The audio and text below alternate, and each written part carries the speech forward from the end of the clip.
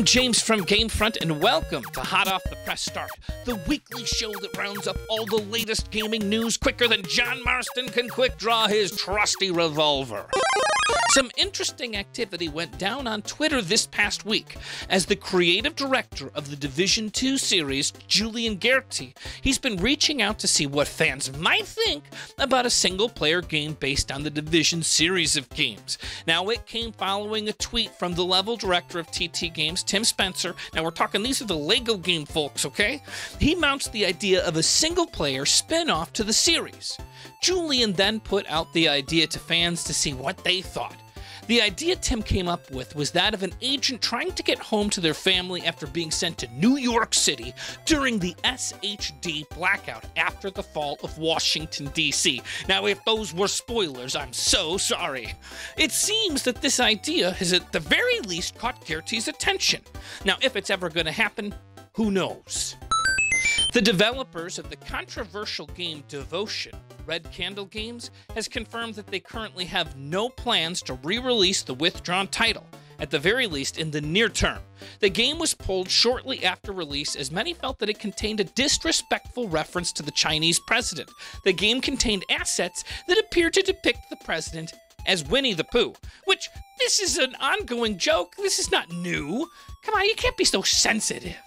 Which this caused outrage among Chinese players, and it resulted in a review bombing campaign, which then led to the game's recall. PUBG Corp revealed an interesting video this week showing how the company is tackling cheating within the game.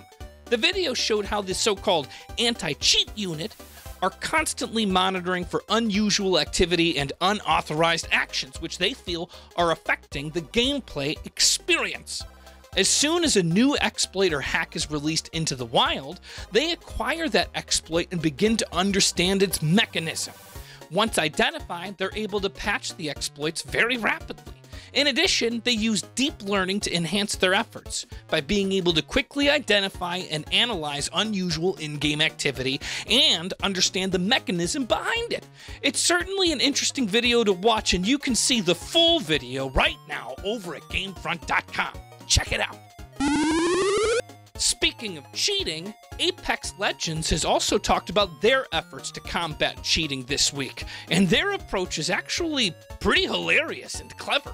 Once again, thanks to machine learning, the company has been able to siphon off suspected cheats into their own games, away from legitimate players. It's a nice idea, removing the cheater from the legitimate games and protecting the community while not immediately banning or tipping off the hack creators, slowing them down and preventing them from moving on to the next hacker exploit. 343 Industries has confirmed that the next feature to be tested in the Halo Master Chief Collection will be the Firefight mode. Firefight is the game's co-op horde mode and sees players teaming up to take on increasingly difficult waves of enemies, similar to other wave survival game modes. Now, in addition, the company has talked about the success of their last beta, stating that 60% of the invites took part, scoring the game 4.6 out of 5 during the feedback surveys.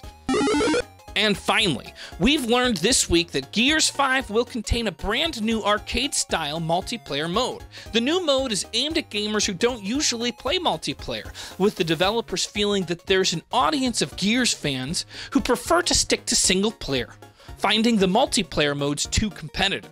The mode will allow you to select a character role with unique abilities and equipment, and you'll also be able to earn skulls in the mode through kills or assists, which will be used to unlock upgrades later down the line. And that's the major gaming news of the week. As always, don't forget to like, share, and subscribe, but also click the bell icon and keep it locked to GameFront so that you can stay up to date on all the latest happenings in the gaming world.